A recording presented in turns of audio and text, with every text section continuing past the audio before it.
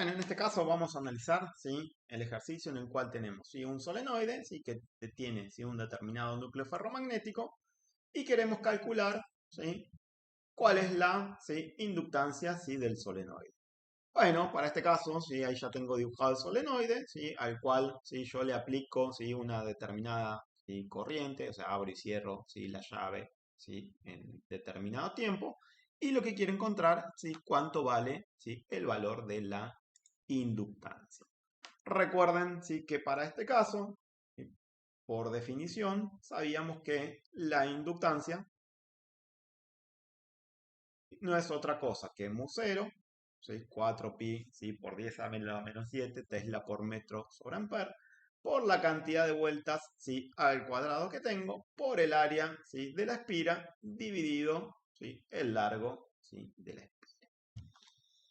Bueno, fíjense que en este caso, ¿sí?, lo que tenemos, ¿sí?, que tener siempre en cuenta es que nuestra inductancia, ¿sí?, depende de lo que sería la parte física, ¿sí?, de la bobina, ¿sí?, y no depende, ¿sí?, de la corriente, ¿sí? En este caso, o sea, es un dato que está de más, ¿sí?, pero para más que nada reflejar o recordar que la bobina, ¿sí?, o la inductancia depende justamente de los parámetros, ¿sí?, físicos. En el caso que quisiera encontrar, ¿sí?, cuánto vale, ¿sí?, la inducida, ¿sí?, recuerden que la inducida, vamos a llamarla con la letra, ¿sí?, epsilon, no es otra cosa que menos la inductancia que tengo por la derivada de la corriente, ¿sí?, respecto, ¿sí?, del tiempo. En este caso serían 5 amperes en 0,5 segundos multiplicado, ¿sí?, por el valor que tiene el inductor con el signo, ¿sí?, cambiado. Recuerden que para poder encontrar, ¿sí?, la inducción magnética de la bobina, ¿sí?, para el ejercicio que sigue ahí, tenemos que utilizar la forma de no es otra cosa que mu 0, ¿sí?, por mu relativo, ¿sí?, por lo que sería la cantidad de vueltas, ¿sí?, por el valor de la corriente, dividido, ¿sí?, el largo, ¿sí?, de la bobina. Vamos a mirar un poco, ¿sí?, el trabajo práctico, ¿sí?, número 2. La primera parte, ¿sí?, está resuelta, ¿sí?, es similar, ¿sí?, a lo que les había comentado, ¿sí?, en el video anterior, pero vamos a ver qué sucede, ¿sí?, con los elementos, ¿sí?, en un régimen, ¿sí?, transitorio. Régimen transitorio, ¿en qué estamos pensando? Bueno, estamos pensando en el intervalo de tiempo entre dos estados, ¿sí?, estacionarios, ¿sí?, distintos. Es decir, que en nuestro circuito, ¿sí?, dice que tenemos un tren de pulsos, ¿sí?, del estilo RC, un tren de pulsos, ¿sí?, es decir, un tren de pulsos tenemos una determinada fuente con una determinada llave que, ¿sí?, esta llave se va, ¿sí?, abriendo y cerrando y lo que va haciendo, ¿sí?, va cargando, ¿sí?, este capacitor. Si lo pensamos para un ciclo solo, ¿sí?, el capacitor inicialmente se encuentra descargado. Cuando yo cierro lo que sería la llave, empieza, ¿sí?, a pasar corriente hasta que, ¿sí?, yo abro la llave, ¿sí?, y el capacitor llega a un determinado, ¿sí?, valor de tensión. ¿De qué depende la carga? Bueno, la carga va a depender de la tensión a la cual se va a cargar, en nuestro caso es UF, 1 menos E a la menos T, ¿sí?, sobre tau, ¿sí?, donde tau es la constante de tiempo, ¿sí?, RC. ¿De qué va a depender la descarga? Bueno, imagínense que este circuito, ¿sí?, ya el de carga, ¿sí?, lo anulo y ahora tengo, ¿sí?, el de descarga. Bueno, ¿de qué va a depender? De la tensión a la cual se cargó, ¿sí?, la carga que admitió el capacitor, y del resistor R2, ¿sí?, en el cual, ¿sí?, yo voy a descargar. Entonces, ¿de qué va a depender la tensión de descarga, ¿sí?, en función del tiempo? Bueno, va a depender del valor de la carga que ya tiene el capacitor, es decir, del valor de la tensión, multiplicado por un exponencial decreciente, que es este dibujo que tengo acá, que no salió tan bien. ¿Y de qué depende, sí, el valor? Sí, justamente, bueno, del tau, ¿sí?, o de la resistencia, sí, equivalente que ve, sí, el capacitor en su descarga. En este caso, sí, sería R2. Vamos a verlo en el simulador, ¿sí? Así les queda así una idea un poco más prolija de lo que estoy ¿sí? graficando ¿sí? en este ¿sí? circuito que tengo aquí. Bueno, en este caso, fíjense, tenemos una determinada fuente, ¿sí? Que es una fuente pulsante. Yo voy a mostrar lo que es la fuente ¿sí? a lo largo del tiempo. Es decir, tengo ¿sí? una determinada fuente, fíjense que no es justamente, ¿sí? O sea, tengo un delay, no es que es una fuente ¿sí? con escalones ¿sí? perfectos, sino que tiene un determinado delay. Eso se puede ajustar, ¿sí? Yo fíjense, en este caso, ¿sí? Lo que puedo decirle, bueno, a la fuente, si yo quiero que el tiempo que tardás en elevarte será 0.1 microsegundo y el tiempo de caída también será 0.1 micro. Entonces, simulo nuevamente y fíjense que ahí me quedó ¿sí? una señal ¿sí? del estilo cuadrado. ¿sí?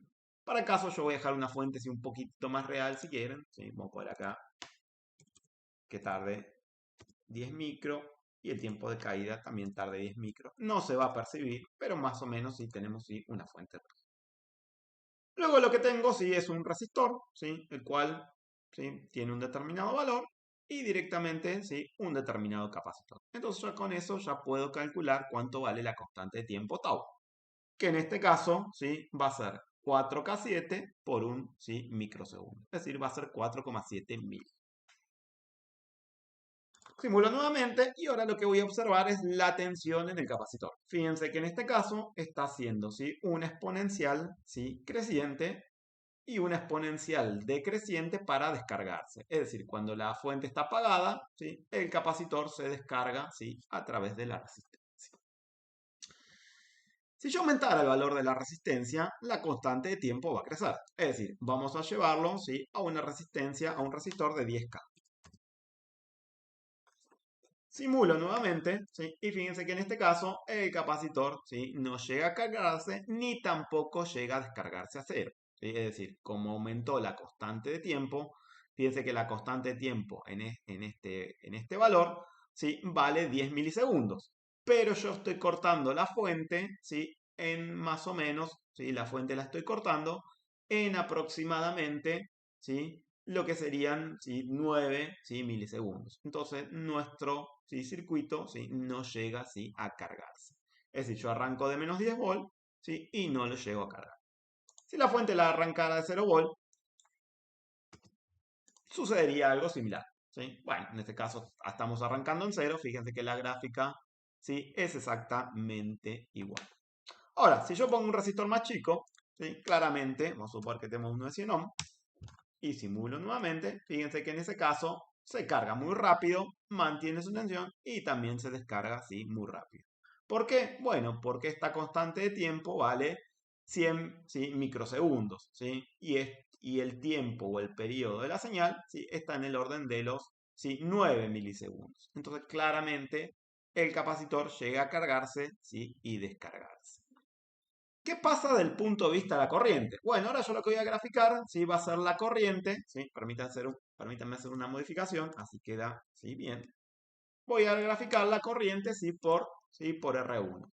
Bueno, fíjense, para este caso tengo un pico muy alto de corriente, ¿sí? La escala de la corriente es la de la derecha, y luego, ¿sí? Decrece de forma exponencial. Luego tengo una inversión de corriente. ¿Por qué inversión de corriente? Porque, ¿sí? Inversión del sentido de la corriente, porque la placa positiva, ¿sí? Es la de arriba, es esta, ¿sí? Que tengo aquí. Si realizo el mismo cambio, ¿sí? Vamos a suponer que ahora pasamos a 1000 ohm. Fíjense que en este caso la corriente ¿sí? crece nuevamente con un pico y decrece de forma exponencial a 0. ¿sí?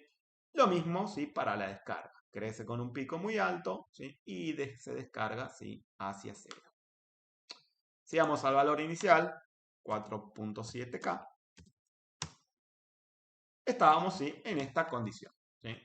La corriente ¿sí? no llega a hacerse 0, ¿sí? se hace muy cercana a 0, pero no se hace 0. Recuerden que la escala de la corriente ¿sí? es la que vemos en la derecha de la pantalla. Fíjense que la corriente no llega a ser 0, es decir, hay un salto de corriente, cosa que puede haber ¿sí? en un capacitor, Lo que no puede haber es un salto de tensión, es decir, la función de la tensión en el capacitor siempre tiene que ser continua. Respecto al ejercicio que sigue, ¿sí? Me está indicando, o sea, me está solicitando encontrar cuánto vale la frecuencia de resonancia para un par, o sea, para... Y luego, ¿sí? Para el valor del capacitor que tenemos aquí y luego, ¿sí? Ver qué sucede, ¿sí? Con las distintas tensiones para los que serían frecuencias mayores a la frecuencia de resonancia y frecuencia menor a la frecuencia, ¿sí? De resonancia. Recuerden que cuando estamos en un circuito de esas características, ¿sí? La frecuencia de resonancia, ¿sí? Depende justamente de el valor de L y C, ¿sí? Y está indicado, ¿sí? Por la siguiente, ¿sí? Ecuación. F0, 1 sobre 2pi, la raíz por LC. A la frecuencia de resonancia, yo tengo que tener en cuenta que la impedancia sí es mínima en este circuito. ¿Qué quiere decir impedancia mínima en este circuito? Bueno, que el único elemento que va a tener peso, ¿sí? Va a ser, ¿sí? La resistencia. ¿Qué quiere decir eso también? Bueno, que la tensión en el inductor y la tensión en el capacitor, ¿sí? Van a ser iguales. Es decir, iguales, pero, ¿sí? Recuerden que la tensión en el capacitor y la tensión, ¿sí? En el inductor se encuentran desfasados, ¿sí? 180 grados. Es decir, que si yo sumo la tensión en el inductor más la tensión en el capacitor, ¿sí? Me da el valor de 0. Acá abajo tenemos, ¿sí? un pequeño recordatorio, ¿sí? Si la frecuencia tiende a ser 0, ¿sí? La reactancia inductiva tiende a ser 0, pero la reactancia incapacitiva, ¿sí? Tiende a ser infinita. Fíjense, para el otro caso, ¿sí? A medida que yo empiezo, ¿sí? A aumentar, ¿sí? La frecuencia, el valor de la reactancia inductiva aumenta y el de la capacitiva, ¿sí? Disminuye. Bueno, ¿sí? Para este tipo de frecuencias, ¿sí? XC, ¿sí? es mayor que para 3 MHz y XL es menor que la de 3, ¿sí? MHz. ¿Cómo hago para encontrar el desfasaje, ¿sí? Entre, ¿sí? La tensión, ¿sí? Y la corriente? Bueno, el desfasaje entre la tensión y la corriente depende justamente de lo que sería, ¿sí? El ángulo, ¿sí? De la impedancia. Entonces, en nuestro caso, está definido como tangente a la menos 1, ¿sí? De x sobre r. O xl menos xc, que sería la parte imaginaria de la impedancia, ¿sí? Dividido r. ¿Cómo estaba definida la impedancia? Como r cuadrado más x al cuadrado, ¿sí? En raíz, esto sería el módulo de la impedancia, ¿sí? Y el ángulo de la impedancia estaba definido, ¿sí? Por phi. Bueno, ¿qué otra cosa podemos aportar?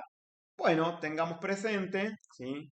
Que dependiendo, ¿sí? De la frecuencia que yo voy a trabajar, voy a tener que encontrar cuánto vale la caída de tensión en el capacitor y cuánto vale la caída, ¿sí? De tensión en el inductor.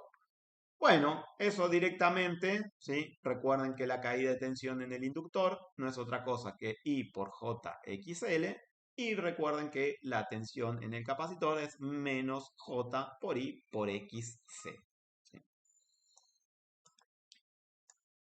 Pensando un poquitito el ejercicio que sigue, ¿sí? La resistencia, la impedancia de Thevenin. Bueno, ustedes el método que utilizan es anular cuánto vale la fuente, ¿sí? Y a partir de aquí, a partir de R4, construir un circuito equivalente y de esa forma, ¿sí? Poder encontrar cuánto vale la impedancia de Thevenin, ¿sí?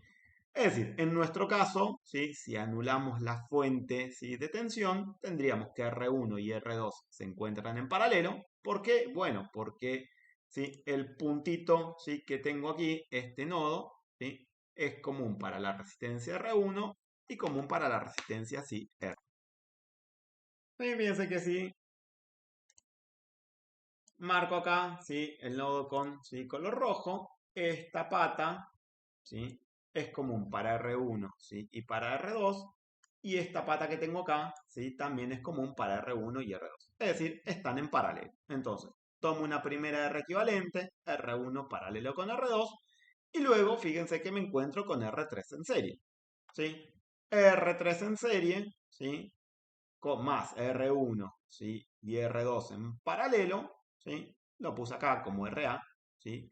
No es otra cosa, ¿sí? Que encontrar la resistencia equivalente, ¿sí? Entre, ¿sí? Estas que tengo aquí. Que fíjense que tenemos este punto y este punto, ¿sí? Lo trasladé acá. Entonces me queda que la RA que encontré aquí está en paralelo, ¿sí? Con RQ. Finalmente, ¿sí? Para poder, ¿sí? Terminar cuánto vale el equivalente de Thevenin, me quedan que la RB que había encontrado, ¿sí? En este punto que tengo acá, está en serie con la reactancia capacitiva. Entonces, la tensión, mejor dicho, perdón, la impedancia que voy a ver desde los bornes A y B es la Z de Thevenin, que es RB menos, ¿sí? J por XC. ¿Sí? Esa sería, ¿sí? Lo que sería la impedancia, ¿sí? De Thevenin. Haciendo el circuito equivalente, ¿sí? Voy a poder encontrar la impedancia Thevenin, que yo ya la encontré, y lo que me falta determinar es cuánto vale la tensión a circuito abierto. Es decir, lo que tendría que determinar es cuánto vale la tensión en este punto. Es decir, tendría que resolver este circuito por el método que ustedes quieran, ¿sí? Pueden resolverlo, ¿sí? Aplicando mallas, ¿sí? O obtener lo que sería, ¿sí? La resistencia equivalente.